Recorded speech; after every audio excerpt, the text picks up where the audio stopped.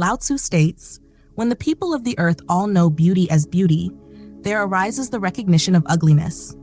When the people of the earth all know the good as good, there arises the recognition of evil."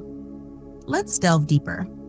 The moment one recognizes beauty, one also becomes aware of ugliness. The perception of beauty cannot exist without the awareness of the grotesque. Similarly, the awareness of good is impossible without the presence of evil. Lao Tzu, in his earliest teachings, reaffirms this profound truth from a new perspective. He emphasizes that one who experiences beauty must inevitably encounter ugliness. Without a sense of the grotesque, beauty remains undefined. The same applies to goodness. Wherever there is an effort to be good, the shadow of evil lurks. Lao Tzu observed that when humans began to define beauty, the natural state of beauty, free from ugliness, was lost. Similarly, when people started identifying and aspiring for goodness, they lost the innate purity of a state where evil was unknown. Imagine the ancient, primal state of humanity, a time when there was no awareness of beauty or ugliness.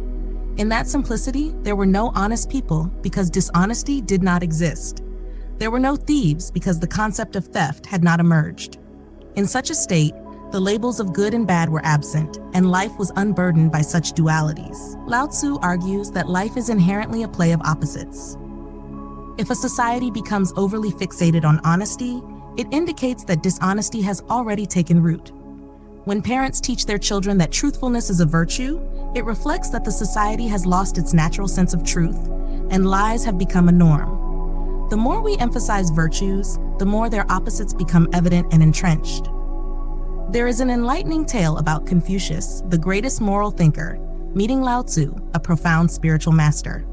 Confucius, devoted to teaching morality, approached Lao Tzu to request his guidance in encouraging people to be good, honest, nonviolent, forgiving, and virtuous.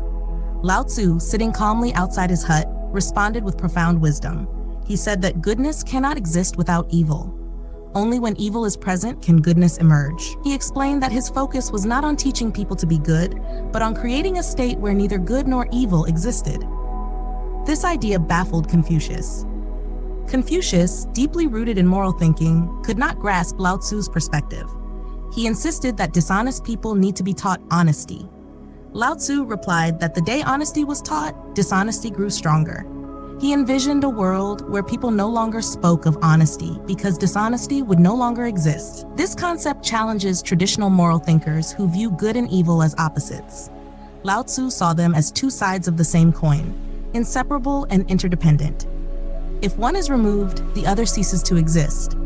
For example, the existence of honesty depends on dishonesty. If there were no thieves, there would be no saints. If all dishonesty vanished, honesty would lose its meaning. Lao Tzu pointed out that the existence of a saint is tied to the existence of sinners. A saint is recognized because there are sinners to contrast with. The saint derives his identity from the very thing he opposes. Without evil, the concept of good would cease to hold relevance. Lao Tzu's teachings highlight that the world knew true religion in its natural state, when saints were unrecognizable, when no one preached truth as a virtue, and when nonviolence was not a prescribed moral. The moment virtues like truth and nonviolence were labeled as good, their opposites, lies and violence, gained equal footing. He advised Confucius and other moralists to stop preaching goodness. Only by abandoning the obsession with goodness can evil disappear. However, Confucius, like many moralists, could not comprehend this idea. He, like others, believed that virtues must be upheld through effort, while Lao Tzu argued that protecting virtues also protects vices. They are intertwined and cannot be separated. Either both will exist, or both will be transcended. When we recognize beauty as beauty, its opposite, ugliness, inevitably emerges. Lao Tzu emphasizes that the realization of one concept is incomplete without the acknowledgement of its opposite. Similarly, the perception of goodness cannot exist without recognizing evil. The moment we label something as beautiful or good, we inadvertently bring its counterpart into existence. Lao Tzu believed that the simplicity of the natural world was disrupted when humanity began to categorize and define these values. In ancient times, people lived in harmony with their surroundings, unaware of beauty or ugliness, honesty or dishonesty. There were no thieves because there were no saints. People were neither honest nor dishonest. they simply were. But as society evolved and started labeling values, duality took over. Lao Tzu illustrates this with a story about Confucius, a moral thinker who sought to teach people how to be virtuous. When Confucius visited Lao Tzu, he requested guidance on making people honest and virtuous. Lao Tzu responded that as long as dishonesty exists, honesty cannot stand on its own. He argued that the pursuit of goodness amplifies the presence of evil. Confucius, rooted in conventional moral thinking, failed to grasp this profound perspective. Lao Tzu believed that good and evil are two sides of the same coin. They are interconnected and cannot be separated. If you try to preserve one, the other will inevitably follow. For instance, if you honor honesty, dishonesty must exist to define it. Without dishonesty, honesty loses its meaning. Similarly, a saint is recognized only because sinners exist. Without the sinner, the saint's identity would dissolve. He suggests that true harmony arises not by striving for goodness or beauty, but by transcending the duality of good and evil, beauty and ugliness. In a natural state, people are neither virtuous nor corrupt. They simply exist. This state is beyond judgment, beyond labeling. Lao Tzu provides another profound insight. Our heightened sensitivity to beauty intensifies our awareness of ugliness. By labeling something as beautiful, we simultaneously create the concept of ugliness. An ancient tribal person, untouched by these concepts, can love without bias. For them, beauty and ugliness hold no meaning. Their love is not confined to the boundaries of appearance or judgment. It is universal. Modern humanity, on the other hand, complicates love by attaching it to beauty. When we love someone because they are beautiful, that love is transient. Beauty fades, and with it, the foundation of our love. However, if love is unconditional, it grows with time. True love does not depend on external attributes like beauty. It thrives on its own. Lao Tzu's philosophy invites us to return to a state of simplicity, a world where values are not defined, where there is no duality. In such a state, love flourishes without conditions, and beauty is inherent in everything, untainted by comparison. It is a call to embrace life as it is, without dividing it into opposites. This is the essence of Lao Tzu's Tao, the natural way of being, free from judgments, duality, and conflict. The primal mind that Lao Tzu refers to is one that lives in simplicity, beyond conflict and division. Lao Tzu asserts that evil must be eradicated, but as long as you seek to protect good, you cannot eliminate evil. He suggests that the very act of glorifying goodness strengthens the presence of evil. Similarly, as long as society celebrates the virtuous, the non-virtuous will persist because the virtuous thrive on the existence of the non-virtuous. This creates a paradox. The saintly derive their identity and significance from the presence of the unsaintly. Without the unsaintly, the saint's purpose and ego lose meaning. Lao Tzu observes that the virtuous often need the non-virtuous to assert their superiority, just as a wealthy man derives pleasure from the poverty surrounding him. A palace holds its grandeur only when surrounded by hovels. Without such contrasts, the very essence of these constructs diminishes. Lao Tzu challenges these notions, rejecting dualities like good and bad, light and darkness, and even concepts of virtue and sin. He argues that true religion transcends these opposites. For Lao Tzu, divinity resides not in light, but where neither light nor darkness exists. He dismantles the moral frameworks built on dualities, advocating for a state of being free from conflict and ego. Morality, according to Lao Tzu, is inherently tied to ego. It divides life into good and bad, rewarding the former and punishing the latter. The moral system uses ego as its foundation, teaching people to pursue goodness for recognition, respect, and rewards, both in this world and the next. This creates a culture where appearances of virtue matter more than true morality.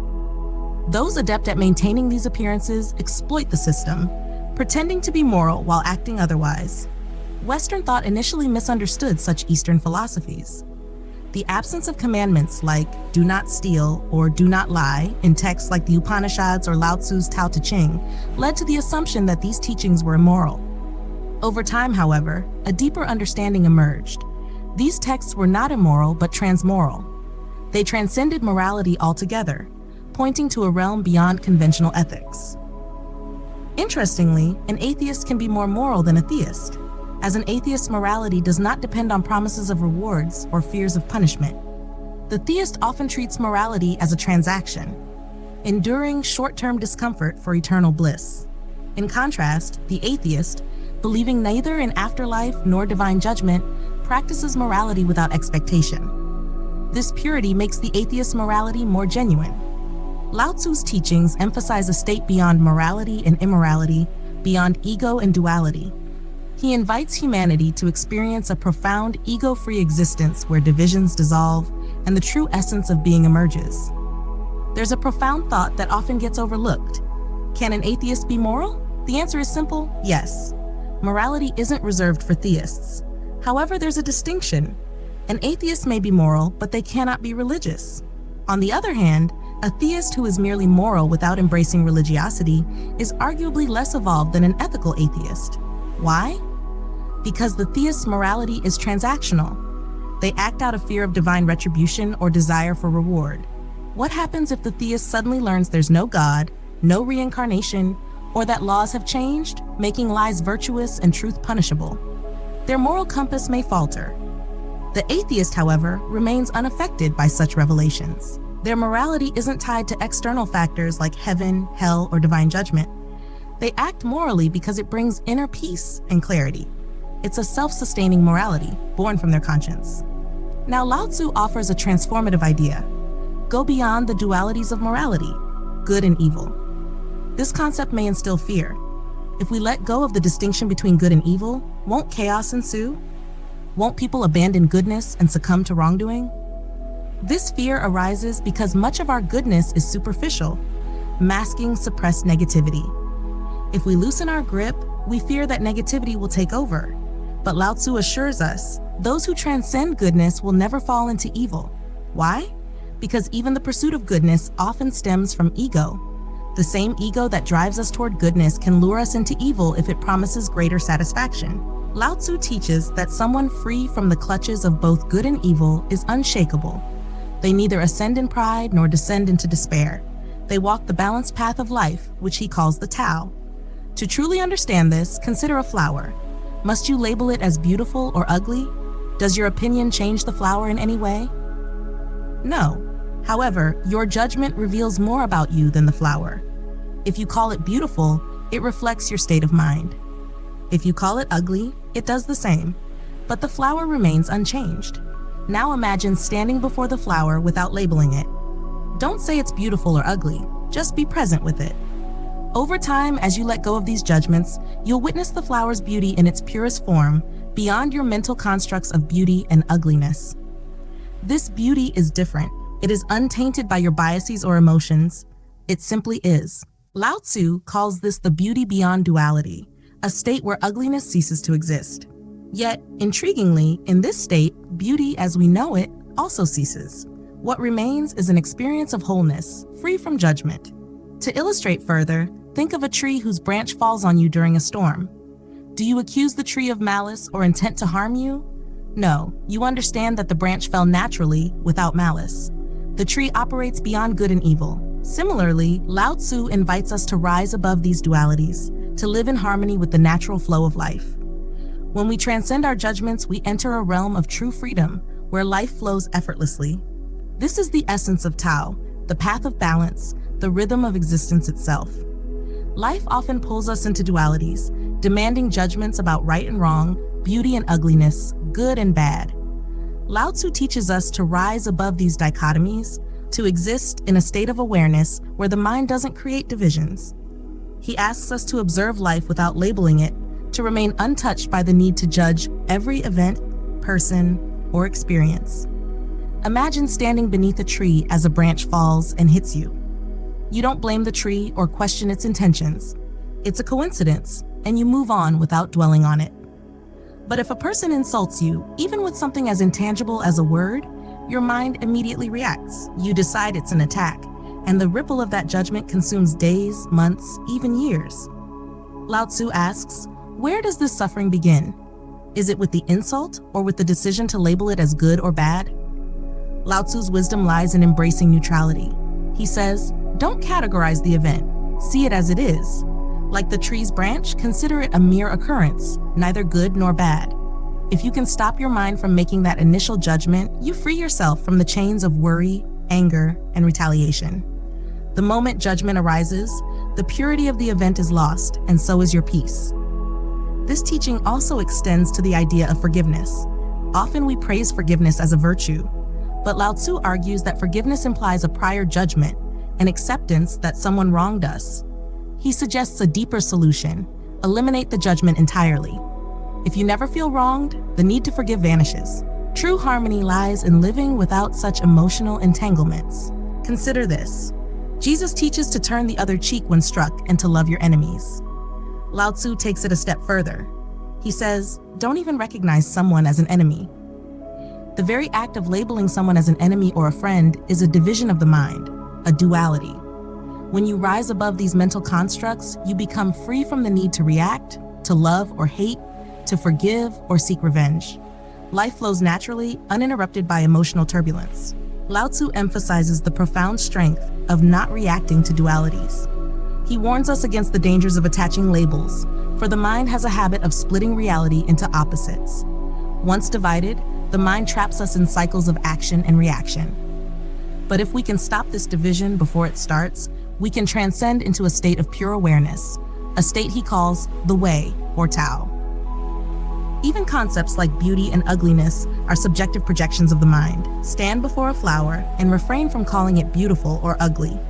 Simply see it as it is. In doing so, you allow the flower's essence to reveal itself. True beauty exists beyond labels, in a state where your preferences no longer distort reality. Lao Tzu's teachings challenge us to abandon judgment altogether, to accept life as it unfolds without interference. It's not about choosing good over evil or kindness over anger. It's about understanding that both good and evil are two sides of the same coin. By rising above this duality, we find balance, a space where life is neither resisted nor controlled, but simply experienced. In this state of neutrality, life becomes effortless. There's no need to forgive because there's no anger, no need to defend because there's no attack, no need to judge because everything simply is. This is the essence of Lao Tzu's path, a life unbound by opposites, where peace is not a goal but the natural state of being. Thank you for joining us on this journey. If this resonated with you, don't forget to like, share, and subscribe for more explorations of timeless wisdom. Until next time, stay mindful and present.